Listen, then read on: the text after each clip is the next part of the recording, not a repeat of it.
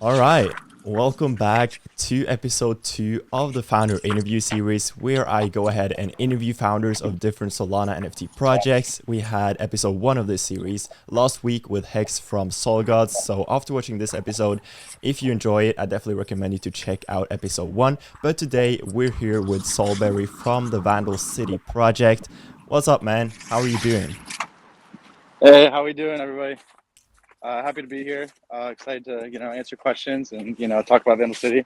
Yeah, awesome. So, do you just want to give an introduction to yourself real quick, like your background? How did you get into NFTs and all of that stuff? Yeah, sure. So I kind of started NFTs about 2.5 years ago. When I got my kind of like first job as a software engineer, I finally had like enough money to like invest, and immediately like my kind of DGen background with like sports gambling and like college and stuff.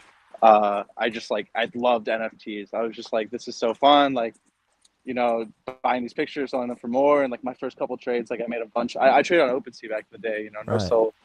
And yeah, I got like super hooked. I made a bunch of bad trades, a bunch of good trades. Probably went like net even for a while, and really kind of looked into the space. And then like as I got more knowledgeable, I was a part of more communities. I learned a lot about like Discord and building blockchain technology, mint site and everything, and designing a solid project. We like me and my brother really like just decided to like go for it, and so we created Puppy Town and then Vandal City now. Um, yeah, it's been like a really crazy ride. We're both have quit our software engineering jobs now to do this full time, and we do treat it kind of like a real job. So like we're up in the morning, we're in calls.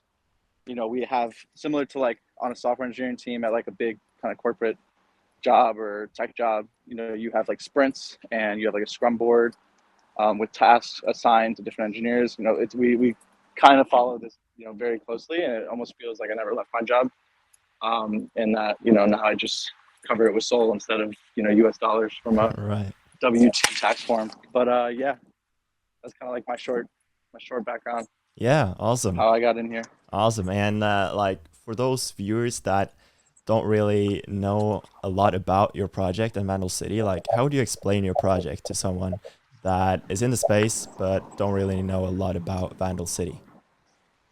Yeah, sure. So we the original kind of narrative of Vandal City was to have this kind of like Web3 city where we have this kind of theme of vandals, and the idea of being a vandal is really one where like the smaller player kind of takes back what his like heists and steals and takes back all the money that they lost from like big kind of millionaires and whales, quote unquote, in the community. And kind of we created this thing. We wanted these like badass like thug vandals um, that just kind of like very kind of like street esque, like streetwear and weapons. And so the general idea was we had this heist game with which was basically like a Solana blockchain treasure hunt. And we didn't want to focus too hard. We wanted to really pinpoint the branding into like more of the narrative that we wanted to paint that I just explained. But we have the heist game, which is like a Solana blockchain treasure hunt. We already had the first iteration of it, and it was a lot of fun. I think people, even the people who didn't win, had a lot of fun. And now we're kind of redesigning it to maybe be more inclusive, have more winners. And we're actually doing, we can talk about this in a little bit, but we're actually doing a full roadmap redo, a full art redo. I can talk a Yeah, little bit, I can't saw leak that. too much, Right. can't leak too much about who the artist is yet. I'm working every day now, every single trait, everything down to like just I think we got the base body down now, the base trait, and I'm really excited. It looks amazing. The artist we got, I can say, is from Foundation, which is like a one of one Ethereum art community, Right. Okay. and super talented guy. Like I'm so excited for like to actually reveal who it is, and people to see actually like his other pieces. He does have like just single one of one pieces selling for like thousands of dollars already. Wow. And so this is a guy that I think will like take the art to the next level and like really visualize what we want to paint that we kind of missed on originally with the original art. Um, yeah. So Vandal City, like we're really I don't want to use the word brand too much, but we're really trying to build a lot of sub communities within the whole Vandal City ecosystem that want to like play games, want to have a really sick thug PFP. People who want to like engage in Discord, learn about trading, learn about blockchain. We're gonna really push the educational side once this new road, like within this new roadmap, and we really want to like get more eyes into the Web3 community. And I think that like kind of recruiting more friends and more people into the Solana space is going to be huge in the long term. Obviously, we're in a pretty bad bear market right now, but Yeah. When we want to set ourselves up, we want to set up Vandal City so that in a 3 to 5 month plan, we can have some of the best art on Solana. We can have like the best kind of tools, like some of the best tools and utilities and games, kind of mini games that people can play daily. And we really just want to be set up so that when the bull comes back, Vandal City has eyes on it, has a lot of eyes on it. Yeah.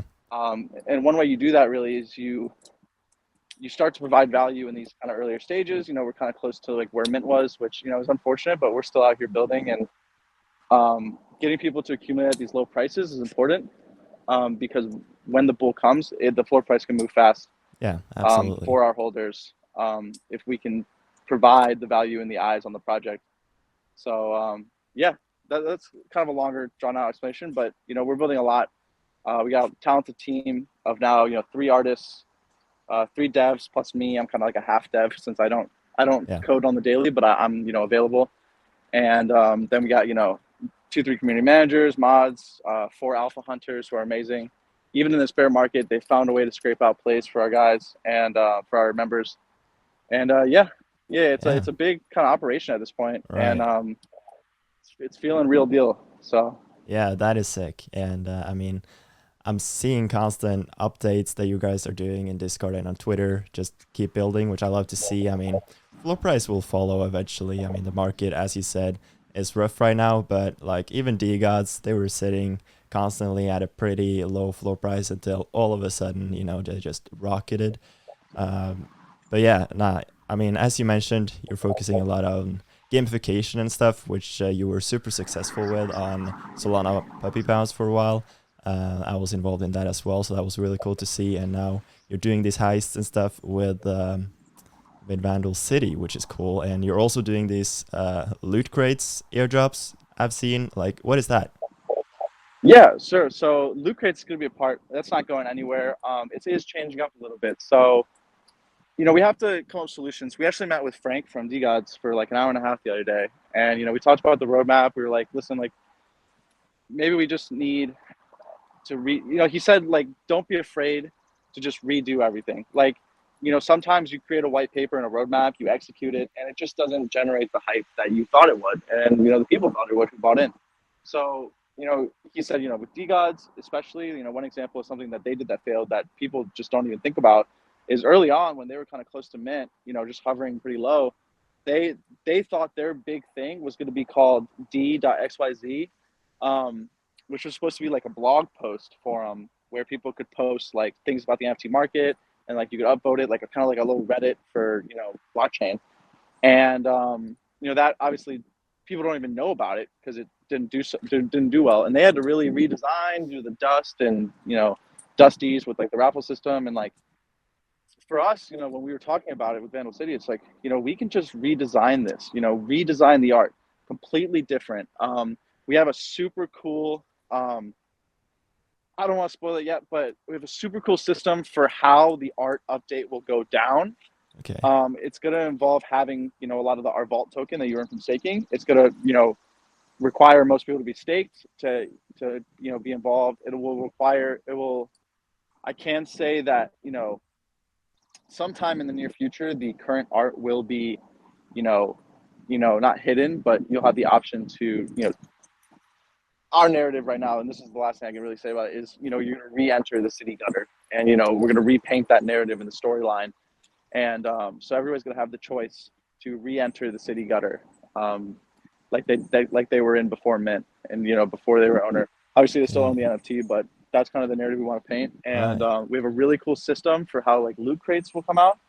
So loot crates will be, you know, instead of having like traits to upgrade your vandals, since we're doing the full art upgrade anyway, Hmm. we want loot crates to be kind of a way to spend your vault tokens that you earn from staking to, earn this kind of, I'm going to say just redacted, earn this thing that we're implementing the system, and maybe Soul on some of them, more vault tokens in some of them, some NFTs, and we'll have these kind of prizes within these loot crates, and we'll have 3 tiers of loot crates that have different percentages and everything for like rarities, and it should feel, that's like a very small but a meaningful kind of gamified experience. I played all the Call of Duties. I played, League of Legends and all these games that have the loot crates and loot chests that you get. And, it's exciting opening them, even if like, the stakes are small and the prizes are small. Like it is just really exciting.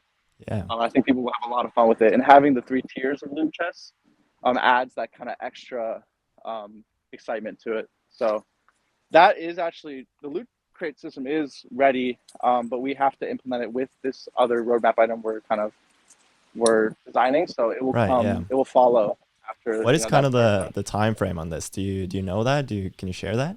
Um, I don't like giving time frames Okay. because it's hard to know. I Yeah. will Right. say the art update, bare minimum a month to Okay. be like live. Right. But there's gonna be sneak peeks. We're gonna put events around it. Get to meet the artist and like see his other work, and you'll see sneak peeks of the traits.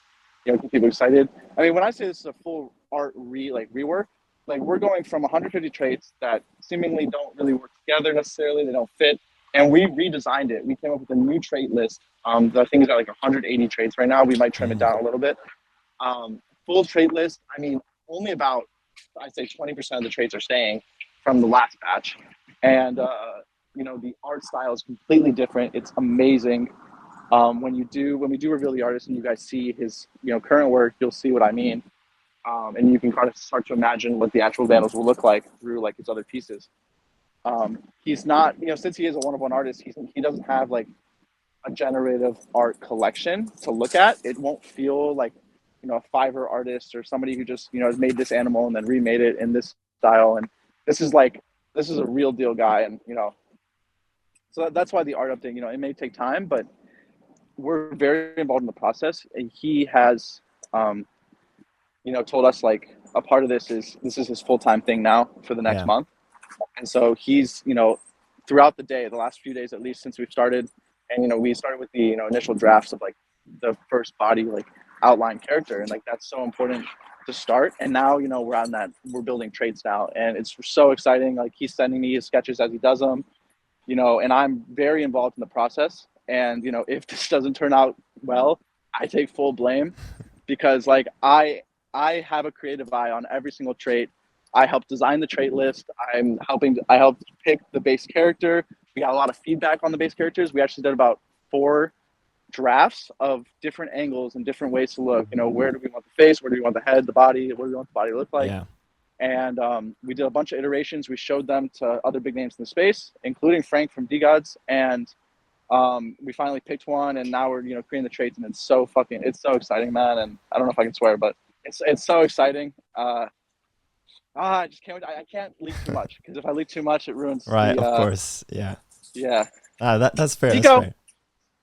It sounds really interesting, and I bet you guys will deliver something awesome. And I saw that one of the first things you did with the art was actually flip the PFPs, right? Yeah. So Was that like a community vote, or what was that? So we were scrambling with the original art. We knew it needed fixes, and we knew that the people weren't happy with how, I guess, it was Right. put out. So the first thing was like left facing PFPs are just not it. And I understand the argument. The general argument I see with right facing PFPs is, it looks like your Twitter PFPs talking. On Discord, the little status symbol is in the bottom right corner. So if you have it facing left, it covers like half the image. So there's all these little like psychological things that make a right facing PFP better. Um, and then, another thing with the art was, what makes it, there's little things in the art that make it not a great PFP, and make it so people don't really love it. And little things like hard black outlines. We did kind of like a light brown outline, which Ah. kind of gave it a unique style, but these things like, you know, hard black outlines around the like the actual person and everything, it makes the PFP pop. And having that kind of hand in it with the weapon at the same time distracts from making it a great PFP. So we actually are, I can say we're taking out the hand. There will still be the weapons, but we're taking out the actual hands. That kind of distracts from the overall image, because we really want to hit this time around, you know, the perfect PFP. So yeah, I mean, so we scrambled, you know, and we got metadata data updates out fast. We regenerated 10,000 twice to do this, and you know, we flipped them right facing, and then we did eyes, ears, and mouth updates, kind of micro updates. You know, we changed the eye colors, or like kind of eyebrow colors and mouth colors, and we just try to get it to be more neutral for all of them, and just so everything worked together better and meshed together better. But just didn't work. And you know, like I said, like we talked to Frank and we were like, listen, like maybe we just gotta like scrap this and redesign it, and people will appreciate us putting the work and the money. Obviously it's not cheap to do a full art update with talented artists. People will appreciate that, you know, we're willing to admit when something's not perfect and fix it. So we've had our version of haters.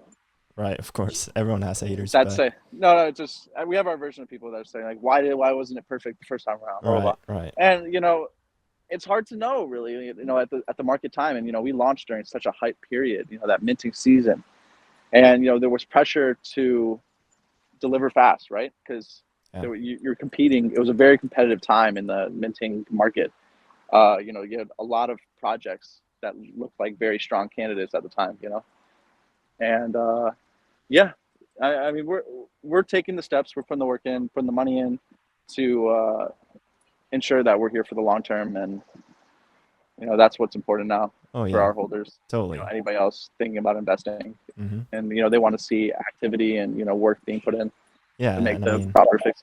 In this market as well, it's like the most important time to like make sure you're investing into long-term projects that are gonna stay around for a long time and won't disappear in a month if the market is still in this same condition. But yeah, like overall, it sounds like you're putting in a lot of work on this art, which is really cool. And you obviously have a couple more heists planned already. I think you had 4 heists planned in your first white paper, right? Yeah. So you know, before we had the 4 big heists, and the first one was pretty big. You know, I think like 240 Soul was one across 23 people.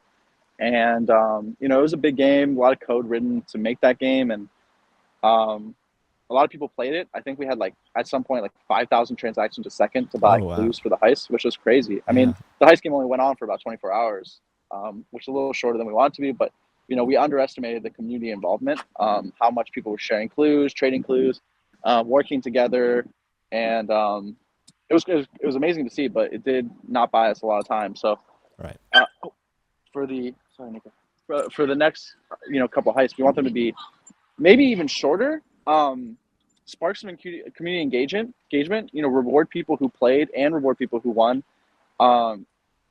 simplify the game a little bit. We don't want any long TLDRs, how to play, you know, we want it to be very simple. Go here, click this button, get this, use this to win. And, you know, it's something just very simple. User experience is going to be everything for us. And, you know, I tweet a little bit about this, that when you're creating a game, especially on the blockchain, you want it to be very simple, because you have to assume that the average person coming into the Web3 space, you know, Solana NFT space, doesn't really know much about NFTs at all, doesn't really know much about blockchain at all, doesn't even know how to read a soul scan. So we have to design something that caters to them, and not, you know, just the engineers and the people who've been here for a year, or the people who, you know about just blockchain in general. So that's the challenge. We sit in meetings for a long time these days, and like we're writing out all these ideas and, you know, the metrics and just everything, and we're just like, this maybe is too complicated, even though we can build it and it sounds dope to us. Like, you know, the market is the market, and we have to cater to those within it. So of course, but I think you're definitely taking the right approach, making it like user friendly and easy to understand. That is super important in this space, because if it's not easy to understand, people will try to understand it for 15 seconds and then they will move on. But yeah, like you have more heists coming, you're updating the art. Can you share any other stuff about what's included in this new roadmap? What other future plans do you have with Vandal City? Yeah, sure. So we want to create, without giving details away, we want to create a long-term reward system for Vandal City owners. Um, Obviously, a big dream of mine is to roll out a merch package, some kind of hoodie and, other cool like merch ideas and, items.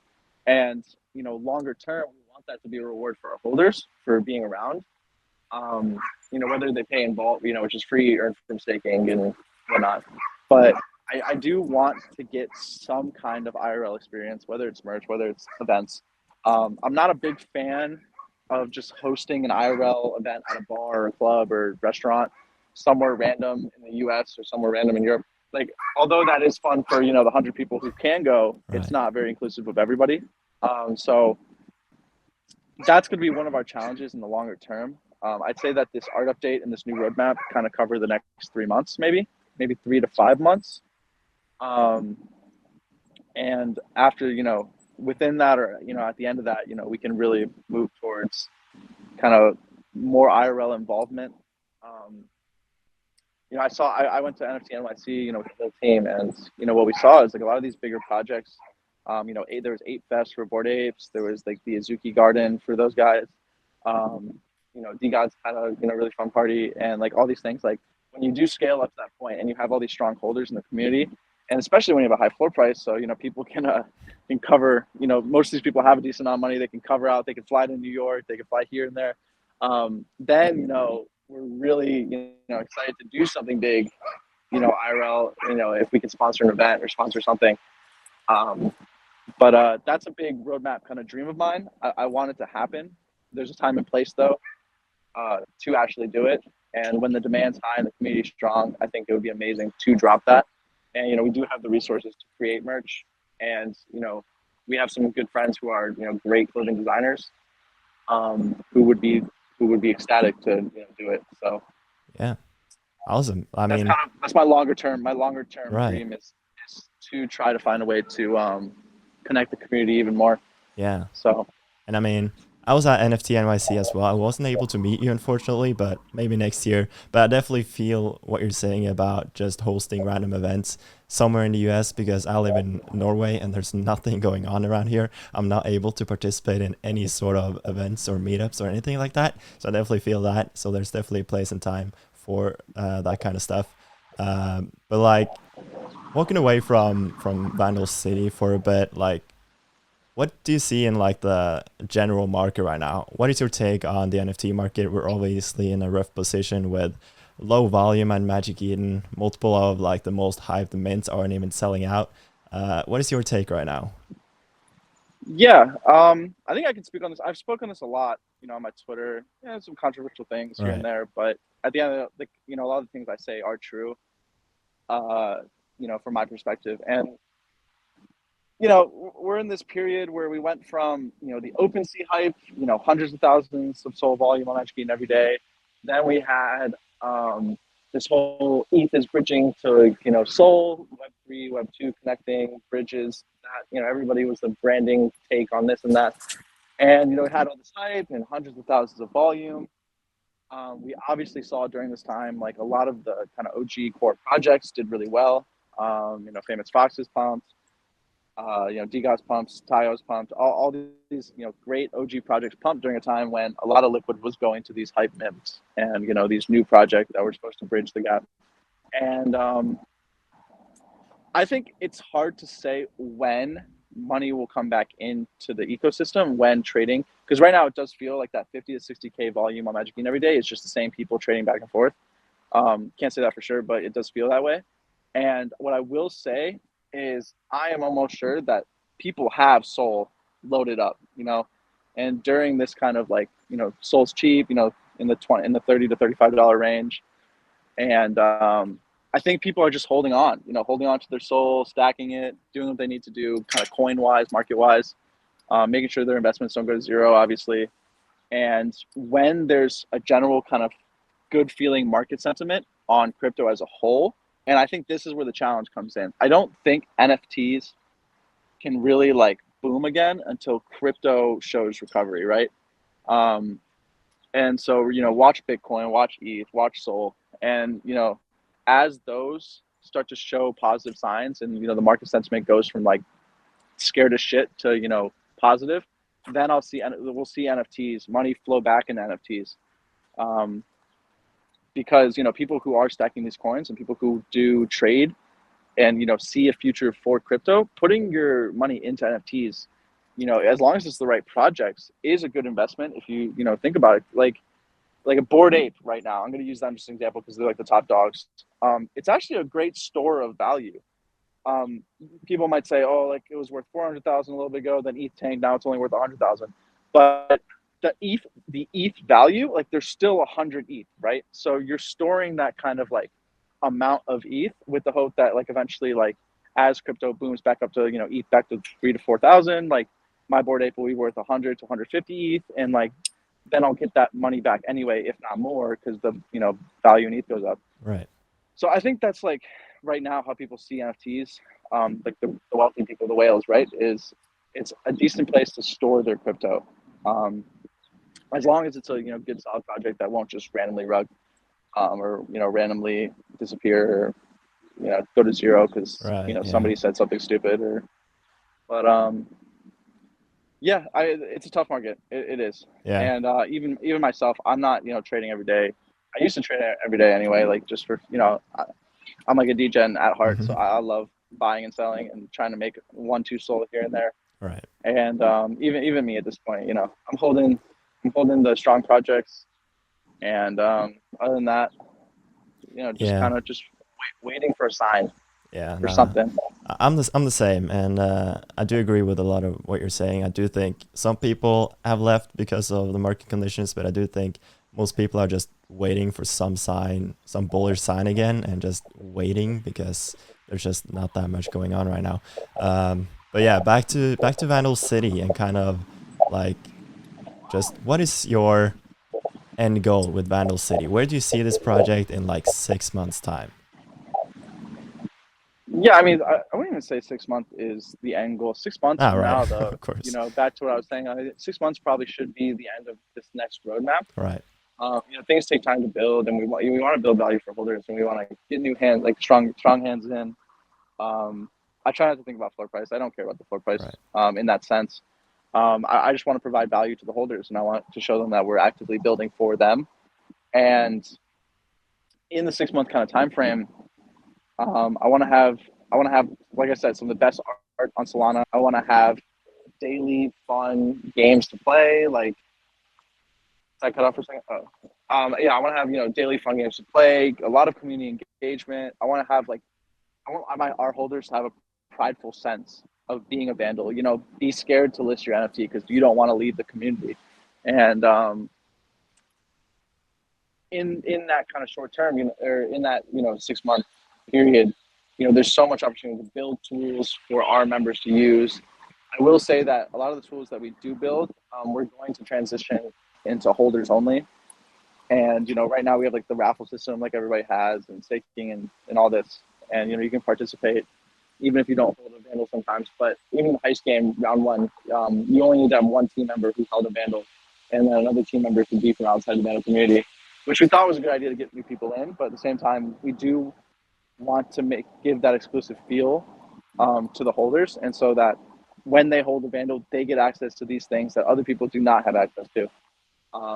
And so finding that kind of healthy medium of what should be everybody and what should be only the vandal holders is kind of in that pipeline. So yeah, yeah, I mean, I don't want to say in 6 months I want to be at 20 SOL or 30 SOL. right. I mean, Who knows what the market will be. Our job right now is just to get right back above mint. We're right below it, and from there we can really feel like we're starting to provide value for all the people that believe in us. The last kind of month, it's only been about a month since we launched, right? So, we have delivered a lot in that time frame, and it sucks where the market is, but yeah, it's kind of like, it's just rebuild, build season for everybody. You'll see a lot of projects taking that approach. Yeah. Kind of fewer announcements, but when the announcements come out, they're meaningful. And I think there shouldn't be too much pressure on founders and owners, as a whole, to like feel pressure to deliver right now. Because like I said, there's a time and place for everything. And timing your hype and announcements and, things you release with the market sentiment and, what, people would want is really important. You can release the coolest fucking thing, but if you do it on the lowest soul volume day on Magic Eden ever, and there's no eyes on it and people don't care or people don't want to put money into it, then it won't really matter in the long run, right? So, or in the short term. So timing is everything. Yeah. And you'll see this with like Frank and B-Gods and Duppies and everything. Duppies, man, like they keep delaying it, partly because they want to make sure everything's perfect, but at the same time, like they know this market's shit, and like if they just keep delaying it a little bit, maybe we'll see some recovery, because they want what's best for the people minting those, right? So Of course, yeah. Yeah, it's a challenge. Yeah, A lot I of get that. uncertainties, but our plan is just to build cool shit as always, man. Yeah, I mean, That's all we can say. that's what everyone likes to hear, I guess. But yeah, I mean, sounds like you have a lot of interesting things going on.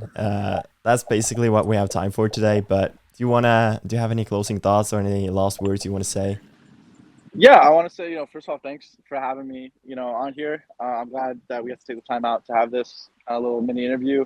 I apologize if I rambled a little too long. You're all I good. try to get my thoughts across. It kind of felt like I was just talking and you answered questions, but, I had a good time. Yeah. I hope everybody, got some information on Vandal City if you don't know about us. Yeah, just, to anybody listening, check out the Discord, check out the Twitter. Follow me at, Solana Berries. I tweet shit about Vandal City all day long, and just like my personal thoughts about the market, like you heard here. So yeah, and follow Ragnar if you don't already. If you watch his videos, Let's go. if you watch his videos and you're not subscribed, like I Hey, don't know what you're doing, man. what are you even doing? Come on. But yeah, there you have it. That's SolBerry, co-founder of Vandal City. I think we had an awesome conversation, and I got a lot of valuable and cool information about the project. And I mean, if you enjoyed the video, go ahead and smash that like button. Of course, as always, check out Vandal City. All of the links will be down below in the description. Thank you for taking the time for coming on the show. And if you want to see any specific founders on this show in future episodes, let me know which one you want to see down below in the comment section. And with that said, I hope you have a fantastic rest of your day, and I'll see you guys later. Peace.